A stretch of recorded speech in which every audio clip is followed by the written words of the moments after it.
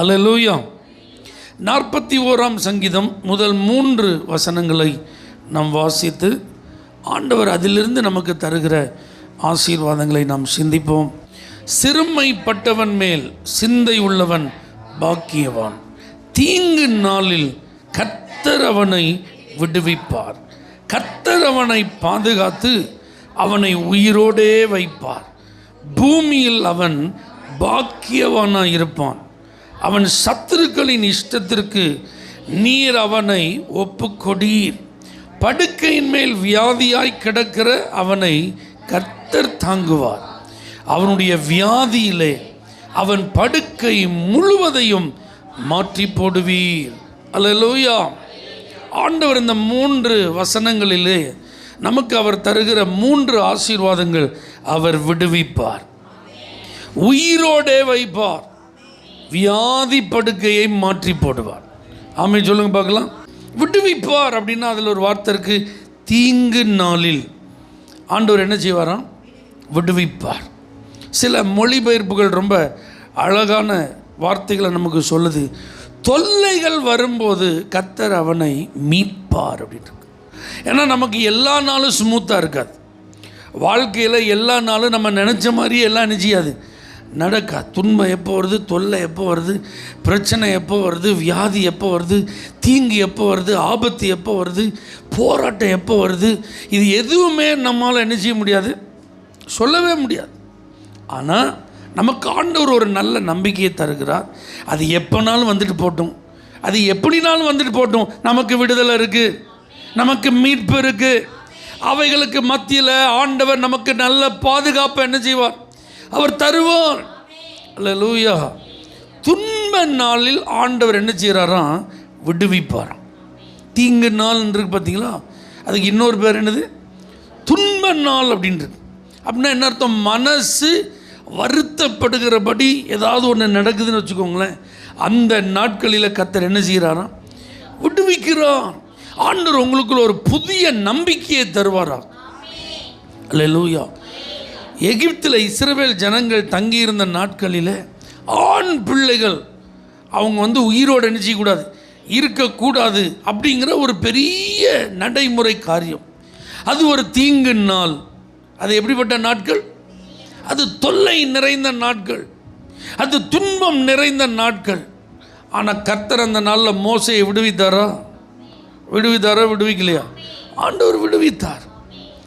இந்த சாஸ்திரிகள் பார்க்குறாங்க, கிழக்கில் நட்சத்திரத்தை பார்த்தோம், அதனால் ஏரோது ராஜாவே, யூதருக்கு ராஜாவாய் பிறந்திருக்கிறவரை தேடி வந்திருக்கிற அவர் எங்கன்னு கேட்டான். அவன் பாருங்க, நான் இங்கே ஒரு ராஜாவாக இருக்கேன், என் வீட்டில் ஒரு பிள்ளை நிச்சயில பிறக்கல, யூதர்கள் மத்தியில் ராஜாவே கிடையாது, ஆனால் அவங்களுக்குள்ள ஒரு ராஜகுமாரனா வாய்ப்பே இருக்கக்கூடாது. அப்போ ஏதாவது என்ன செய்யணும்? செய்து ஆகணும். 2 வயதுக்கு உட்பட்ட அத்தனை பிள்ளைகளையும் கொலை செய்யணும்னு ஒரு பிளான் போட்டு பக்கவாத நடைமுறைப்படுத்துகிறான். ஆனால் இயேசு உயிரோடே பாதுகாக்கப்பட்டார். அந்த தீங்கு நிறைந்த அந்த காலகட்டங்கள் நீங்கள் வாசித்து பார்த்தீங்கன்னா, ஏரோது மரணம் அடைகிற வரைக்கும் அந்த பாதுகாப்பு, அந்த யோசேப்பு, அந்த மரியாள், அந்த இயேசு இவங்களுக்கு இருந்துகிட்டே இருக்குது. ஆண்டவர் அவங்கள கரெக்டாக கைட் பண்ணிகிட்டே இருக்கிறார். அல்லேலூயா. சவுல் பாருங்க, தாவீதினுடைய உயிரை வாங்குறதற்காக அவன் துரத்தி கொண்டே இருக்கிறான். காடுகளில், மலைகளில், கிராமங்களில், பள்ளத்தாக்கில், பட்டணங்களில் எங்கே இருக்கிறான், அதை குறித்த தகவல் கிடைச்ச உடனே ஒரு பெரும் படையோடு அவனை துரத்திட்டே போகிறான். எதுக்கு? அவனை அழிப்பதற்கு. அப்போ பாருங்கள், அபிஷேகம் பண்ணப்பட்ட தாவீது தான், ஆனால் ராஜாவாக அரண்மனையில் அவன் அமருவதற்கு முந்தின காலங்கள் தொல்லை நிறைந்த காலங்களாக, தீங்கு நிறைந்த காலங்களாக, துன்பங்கள் நிறைந்த காலங்களாக இருந்தது. ஆனால் கர்த்தர் அதில் அவன் என்ன செய்தார்? மீட்டார், விடுவித்தார். அல்லேலூயா. அப்போ நம்முடைய வாழ்விலும் சில குறிப்பிட்ட காலங்கள் அப்படி என்ன செய்யலாம், இருக்கலாம். நீங்கள் அதை கண்டு பயப்பட வேண்டாம், அதை நினச்சி நீங்கள் கலங்க வேண்டாம். ஒரு விடுதலை நமக்கு இருக்குது, ஒரு தெய்வீக பாதுகாப்பு நமக்கு இருக்குது. சேனைகளின் கர்த்தர் நம்மோடு இருக்கிறார். அதனால் நமக்கு ஆண்டவர் நல்ல பாதுகாப்பு என்ன செய்வார்? அவர் கண்டிப்பாக தருவார். 2வது வசனத்தில் பாருங்கள், கர்த்தர் அவனை பாதுகாத்து சும்மா இல்லை, அவனை என்ன செய்வாராம்? உயிரோடே வைப்பார் அப்படின்ட்டு. அல்லேலூயா. அப்படின்னா ஆண்டவர் நம்முடைய உயிரை பாதுகாக்கிறார். ஏன்னா அந்த ஜீவன் அவர்கிட்ட நமக்கு கிடைச்சிருக்கு. இது சும்மா பறி போகிறதுக்கு கர்த்தர் என்ன செய்ய மாட்டார், விடமாட்டார். சத்துருக்களின் இஷ்டத்துக்கு கர்த்தர் விடமாட்டார் இந்த ஜீவனை. ஏன்னா இந்த ஜீவன் அவர் பார்வைக்கு எப்படிப்பட்டது, அருமையானது. அதனால் இந்த வார்த்தையை கேட்குறவங்க எல்லாரையும் கர்த்தர் உயிரோடே பாதுகாப்பார். உங்கள் உயிருக்கு ஒரு சேதமும் வராதபடிக்கு ஆண்டவர் உங்களுக்கு காவலாயிருப்பார். நீங்கள் இதெல்லாம் நம்புறீங்களா? அல்லேலூயா. ஏன்னா ஆண்டவர் இந்த வார்த்தையை எழுதி தந்திருக்கிறார்னா இதை நம்ம அப்படியே நம்பணும். கண்டிப்பாக நம்முடைய ஜீவன் என்ன செய்யும், பாதுகாக்கப்படும். ஏன்னா நாம் உயிரோடு இருப்பது, அதுக்கப்புறம் பாருங்கள், அவன் பாக்கியவானாக இருப்பான் பூமியில். என்ன அர்த்தம், அவர்கள் பூமியில் ஆசீர்வாதமாக இருப்பார்கள். அப்போ நீங்கள் வாழ்நாள் நீடித்தவர்களாக, ஜீவன் உள்ளவர்களாக, நிறைய காலம் வாழ்ந்து ஆசீர்வாதத்தை என்ன செய்யணும், அனுபவிக்கணும். நல்ல ஒரு வளமான வாழ்க்கை வாழணும். கண்ணீரும் கவலையும் வியாதியும் வருத்தமும் தோல்வியும் நஷ்டமும் நிறைந்த ஒரு வாழ்க்கை வாழ உயிரை கொடுக்கல அவர் ஏன் உயிரை தாராரு, சந்தோஷமாக இருக்க. அவர் ஏன் உயிரை பாதுகாக்கிறாரு, சுகமாக இருக்க. அவர் ஏன் உயிரை நமக்கு கிருபையாக கொடுக்குறாரு, எல்லா விதமான நலன்களையும் நம்ம என்ன செய்யணும். அதனால தான் பூமியில் அவன் எப்படி இருப்பான், ஆசீர்வதிக்கப்பட்டிருப்பான். இன்னொரு டிரான்ஸ்லேஷன், பூமியில் நம்ம ஆசீர்வாதமாக இருக்கணும். அதுக்கு தான் ஜீவன், அதுக்கு தான் உயிரை கருத்து தர்றார். நம்மளை 4 பேர் பார்க்கும்போது ஐயோ பாவம் அப்படின்னு பரிதாபம் கொள்ளுகிற நிலைமையில் நம்ம என்ன செய்யக்கூடாது, இருக்கக்கூடாது. அல்லேலூயா. இன்னொரு மொழிபெயர்ப்பு அழகாக சொல்லுது, ஆண்டவர் அவங்களை பாதுகாத்து நெடுங்காலம் வாழ வைப்பார். எதுக்கு தெரியுமா, நாட்டில் பேறு பெற்றவர்களை விளங்க செய்ய. நம்ம இருக்கிற இடத்துல நம்முடைய பெயர்கள் எப்படி இருக்கணும், எல்லாருக்கும் அறிமுகமாக இருக்கணும். நம்முடைய பேர் பிரஸ்தாபமாக இருக்கணும். ஆபிரகாமை பார்த்து ஆண்டவர் சொல்கிறாரு, உன் பேரை நான் நினைச்சுவேன், பெருமைப்படுத்துவேன் அப்படின்னு சொன்னார்ல. அல்லேலூயா. அப்போ நம்ம உயிரோடு இருக்கிற காலங்களிலே நாம் பெயர் பெற்றவர்களை என்ன செய்யணும், இருக்கணும். தான் முதல் பெயர் சபா வரைக்கும் சாமுவேலை கர்த்தருடைய தீர்க்கதரிசி, ஞான திருஷ்டிக்காரன் அப்படின்னு அறிந்திருந்தார்கள். அல்லேலூயா. அதை மாதிரி நமக்கெல்லாம் ஆண்டவர் நல்ல ஒரு அறிமுகத்தை கொடுக்க விரும்புகிறார். உலகத்தை கலக்குகிறவர்கள் இங்கேயும் வந்துட்டாங்க அப்படின்னு சீஷர்களை குறித்து எல்லா இடங்களிலும் பரவலாய் பேசப்பட்டது. ஆமேன்னு சொல்லுங்கள் பார்க்கலாம்.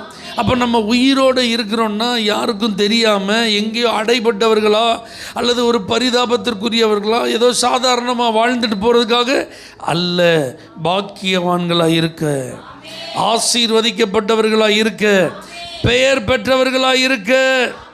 அல்லேலூயா. அதுக்கு தான் ஆண்டவர் உங்களை என்ன செய்கிறாரு, மோசே ஏன் ஆண்டவர் உயிரோட பாதுகாத்தார் அப்படின்னா 30 லட்சம் பேருக்கு ரட்சகனாக இருக்கு. அல்லேலூயா. இயேசுவை ஏன் ஆண்டவர் உயிரோட பாதுகாத்தார் அப்படின்னா முழு உலகத்துக்கு ரட்சகராக இருக்கு. ஆமென். அப்போ இதை மாதிரி உங்களை ஏன் ஆண்டவர் உயிரோடு வச்சிருக்கிறார் அப்படின்னா உங்கள் காலத்தில் இந்த உலகத்துக்கு நீங்கள் வெளிச்சமாக இருக்கணும். நீங்கள் இருக்கிற இடங்களில் ஆண்டவர் தான் தெய்வங்கிறத மற்றவர்கள் அறிந்து கொள்வதற்கு ஒரு ஆசீர்வாத வாய்க்காலாக இருக்கணும். அதுக்கு தான் கர்த்தர் உங்களை உயிரோடு என்ன செய்கிறார், வைத்திருக்கிறார். அல்லேலூயா. இல்லாட்டி நீங்கள் யோசிச்சு பாருங்கள், நம்மளாம் மரித்து போயிருந்தால் எப்போவோ என்ன செஞ்சுருக்கணும், மரித்து போயிருக்கணும். சிலர்லாம் கருவிலே நம்ம என்ன செஞ்சுருக்கணும், அழிந்து போயிருந்திருக்கணும்.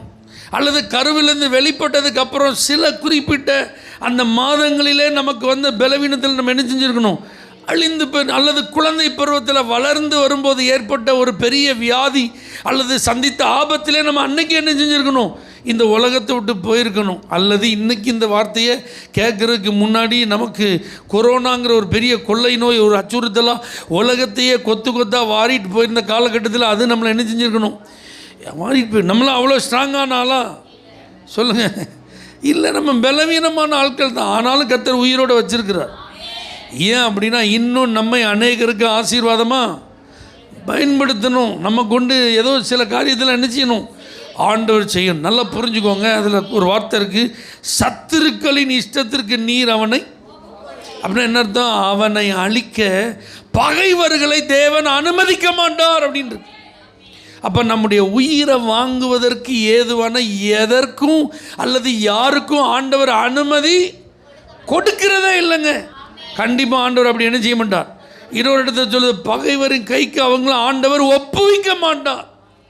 இந்தப்பா உன் இஷ்டத்துக்கு நீ என்னன்னாலும் பண்ணுப்பா அப்படின்னு சொல்லி அவன் கையில் நம்மளை ஆண்டவர் என்ன செய்ய மாட்டார், ஹேண்ட் ஓவர் பண்ண மாட்டார். அப்போ பகைவர் கையில் ஒப்பு கொடுக்காத தேவன் நோய் கையில் ஒப்பு கொடுப்பாரா, பேய் கையில் ஒப்பு கொடுப்பாரா, பிரச்சனை கையில் ஒப்பு கொடுப்பாரா? வேறு யார் கையிலையும் எது கையிலும் ஆண்டவர் என்ன செய்ய மாட்டார், ஒப்பு கொடுக்கவே மாட்டார். நீங்கள் நல்ல சுகமாக ஆரோக்கியமாக வாழ உங்களுக்கு நல்ல ஜீவன் நாட்களை கர்த்தர் என்ன செய்வார், தருவார். 3வது வசனம் சொல்லுது, படுக்கையில் வியாதியாய் கிடக்கிற அவனை வியாதி படுக்க ஆண்டவர் அதில் ரொம்ப அழகாக எழுதி வச்சிருக்கிறப்ப, அவன் நோயுற்று படுக்கையில் விழும்போது கர்த்தர் அவனுக்கு பலம் அளிப்பார். அப்போ நோய் வராது, வியாதி வராது, அப்படி கிடையாது.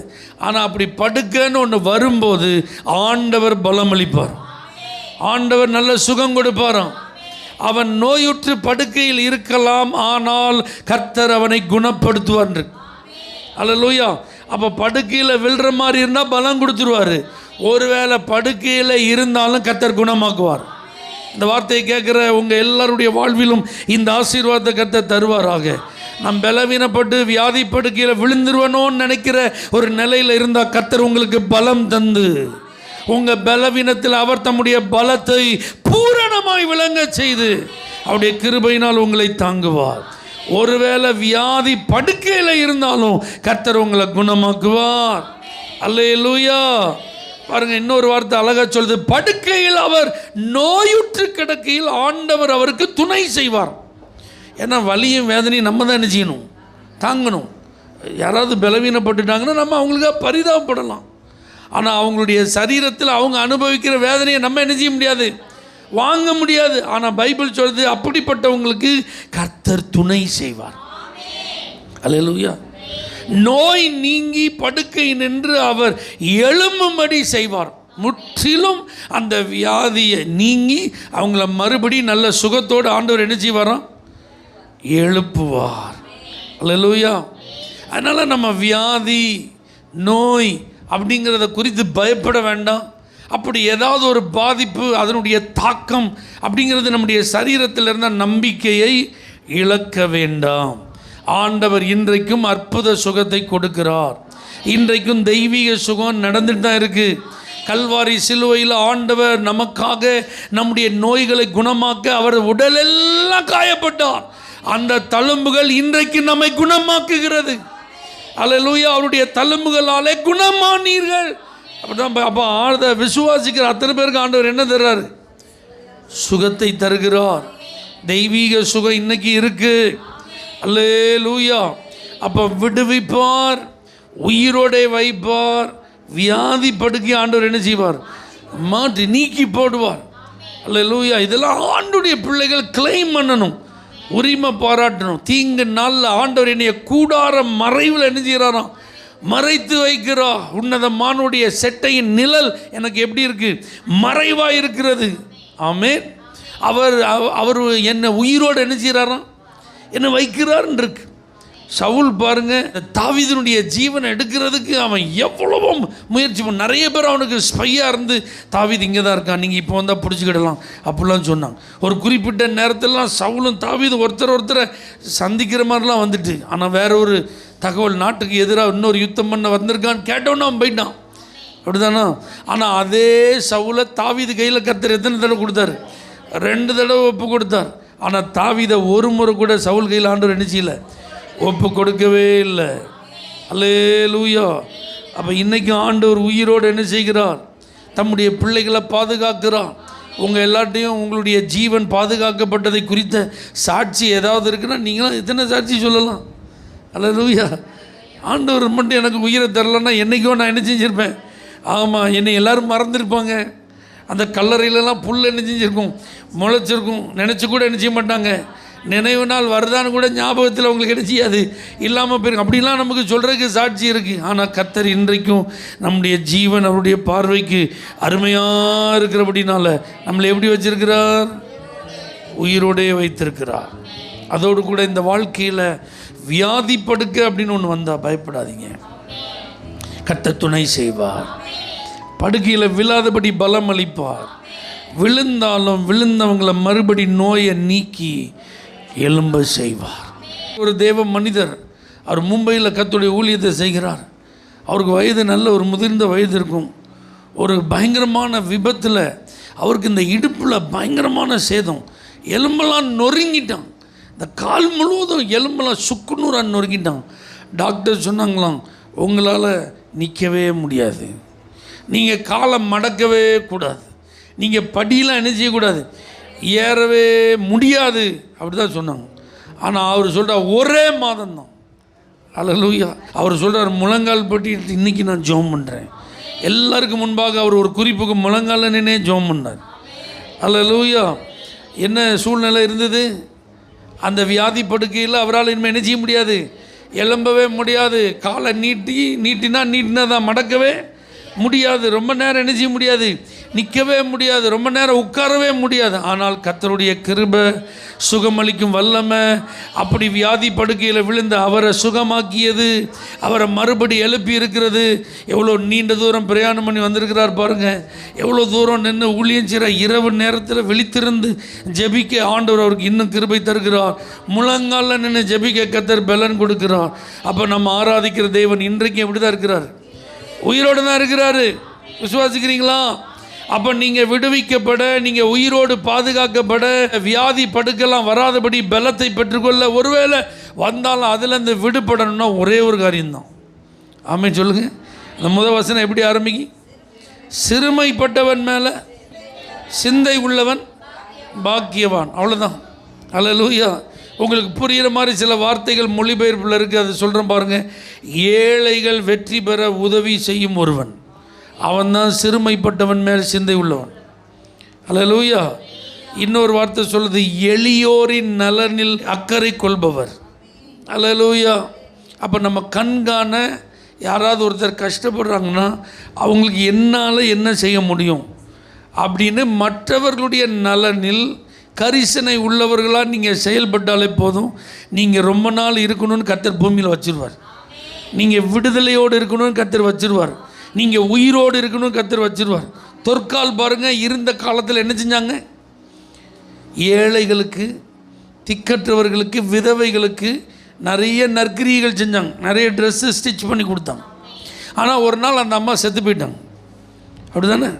இப்போ அந்த அம்மா செத்து போயிட்டாங்க அப்படின்னு உடனே நிறைய கூட்டம் கூட்டிட்டு, அதில் பெரும்பாலானோர் இந்த அம்மா செஞ்ச உதவியை பெற்ற விதவை தாய்மார்கள், ஏழை தாய்மார்கள், கண்ணீரோடு அவங்க செஞ்ச அந்த உதவிகளெல்லாம் கையில் கொண்டு வந்து அவங்க ஞாபகமாக அழுதுட்டுருக்காங்க. ஐயோ, இந்த அம்மா இருந்தால் இதை மாதிரி எங்களுக்கு நிறைய உதவி செய்வாங்க. அப்போ பாருங்கள், பேதுரு பக்கத்தில் தான் ஊழியம் செய்ய வந்திருக்கிறான். கேள்விப்பட்டோன்னே பேதுரு அழைத்து வந்தார்கள். பேதுரு முழங்கால் போட்டு என்ன செய்கிறார்? ஜோமனை தப்பித்தாலே எழுந்துருன்னா உயிரோடு வந்துட்டான் அந்த அம்மா. எதுக்கு அந்த அம்மா உயிரோடு வந்தாங்க? இதை மாதிரி நிறைய உதவிகள் அவங்க செய்யணும். ஏன்னா அவங்க மனம் ஃபுல்லாக அப்படிப்பட்ட நினைவு உள்ளவங்க. கஷ்டப்பட்டவங்களுக்கு ஏதாவது செய்யணும், திக்கற்றவங்களுக்கு ஏதாவது செய்யணும், விதவைகளுக்கு ஏதாவது செய்யணும், ஒன்றும் இல்லாமல் இருக்கிறவங்களுக்கு ஏதாவது என்ன செய்யணும். இந்த சிந்தை இருந்ததுனால செத்து போன அந்த தாயை கூட கர்த்தர் மறுபடியும் உயிரோடு கொண்டு வந்துட்டார். ஆமீன் சொல்லுங்கள். அப்போ நீங்களும் நானும் இந்த பூமியில் வாழ்கிற நாட்களில் நம்முடைய மனம் அப்படி நிறைஞ்சிருக்கட்டும்.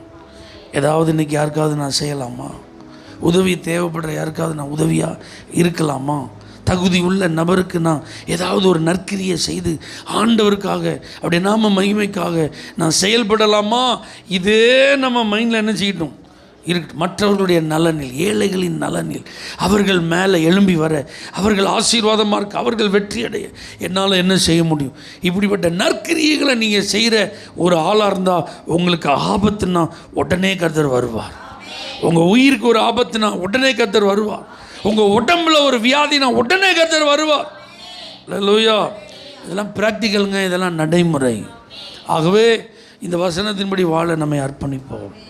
நம்மை கர்த்தர் விடுவிப்பார், உயிரோடே பாதுகாப்பார், வியாதி படுக்கையில் விழாதபடி பலன் தந்து தாங்குவார். ஒருவேளை வியாதி படுக்கையை வந்திருந்தாலும் மறுபடி கர்த்தர் என்ன செஞ்சிருவார்?